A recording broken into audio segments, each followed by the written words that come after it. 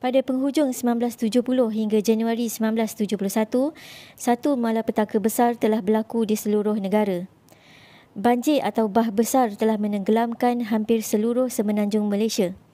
Ia terjadi apabila hujan monsun yang bermula sejak 26 Disember 1970 berterusan melebihi seminggu menyebabkan paras air sungai di kebanyakan negeri meningkat dan akhirnya melimpah keluar.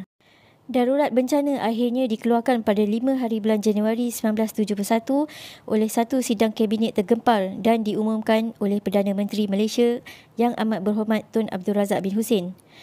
Peristiwa banjir besar ini merupakan kejadian kali kedua yang berlaku sejak tahun 1926 dan menyebabkan bekalan makanan terputus. Sewaktu peristiwa banjir ini, ayahanda saya telah bertugas sebagai pegawai Palang Merah Malaysia bagi membantu menyelamatkan mangsa-mangsa banjir. Kelihatan di Keratan Akbar, ayahanda cuba membantu penduduk di Kampung Abdullah Hukum di Bangsar. Kelihatan bersama beliau adalah Princess Sharifah Juwita, puteri kepada Sultan Perlis. Ketika peristiwa banjir ini berlaku, ada seorang pemuda Melayu bernama Hamzah bin Haji Saleh muncul sebagai hero banjir. Seorang pemuda Melayu yang pendiam berumur 23 tahun telah berjaya menyelamatkan lebih 20 orang seorang dari seorang selama 20 jam. Menurut catatan, Hamzah bin Haji Saleh dari Kampung Pasir Baru Petaling Bahagia hari ini memberitahu bahawa penduduk-penduduk kampungnya mula kelang kabut setelah benteng Sungai Kelang pecah di dua tempat dan air masuk ke kampungnya seperti dicurah-curah. Tengah malam itu, saya berkejar ke kilang getah kira-kira 1 batu dari kampungnya untuk mencari tiup tayar kereta dan pulang dengan sebuah tiup, katanya. Mula-mula sekali, saya mengangkut 4 orang pemuda yang terperangkap di bumbung sebuah rumah di tengah kampung itu. Sementara di tempat-tempat lain kedengaran suara hiruk pikuk orang menjerit meminta tolong. Encik Hamzah adalah seorang anak bekas prajurit kelulusan tingkatan 2 sekolah Inggeris dan sewaktu bersekolah beliau pernah menjadi johan berenang. Kemudian dia menghantar 4 orang yang diselamatkan dari atas bumbung itu ke kilang getah tersebut dan mengambil orang lain. Peristiwa tersebut katanya berlaku selepas pukul 12 tengah malam hari Isnin dan ia terus-menerus bergelut dengan air hingga pukul 10 malam hari Selasa, kira-kira 20 jam. Ketika itu ramai orang yang bertenggek di atas bumbung rumah yang bahagian bawahnya telah tenggelam melebihi 10 kaki. Seorang lagi pemuda, Abdul Halim bin Sharif, 19 tahun yang turut serta bersama Hamzah membantu mangsa-mangsa banjir di situ telah terkorban.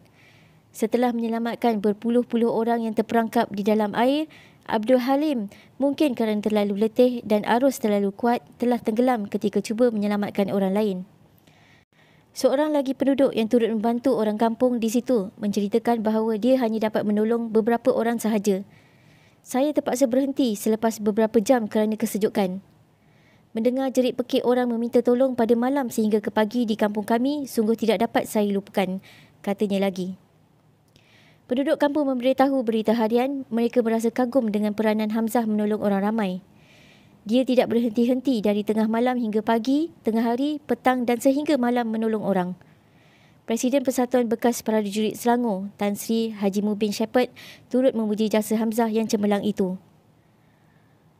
Hamzah berhenti setelah 20 jam membantu menyelamatkan mangsa kerana terlalu letih setelah beliau berada di daratan dan beliau terus tertidur kerana terlampau keletihan.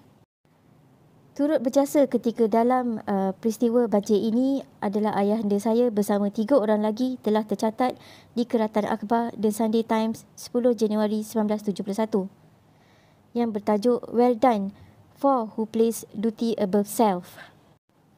Keratan Akhbar itu tercatat, there was Red Cross field officer Encik Fuad Arifin who hardly slept a wink until last night. He was at Jalan Bangsa at 4 a.m. on Monday, busy making hot drinks for evacuees from flood-hit Kampung Haji Abdullah Hukum. At 7 a.m., he was waist deep in water helping to evacuate more people. He managed to get 2 women out in time for them to be sent to hospital to have their babies. He spent so much time in the water that he was taken back to Red Cross headquarters shivering and running high fever. But he rallied quickly and was soon back again at Jalan Bangsa until Wednesday when he was sent to Stadium Negara to cook for 2,000 evacuees there. Semoga Allah memberkati, mengampuni dan dilimpahkan segala rahmat bagi mereka-mereka yang telah berkorban tenaga, masa dan harta bagi membantu mangsa-mangsa banjir 1971.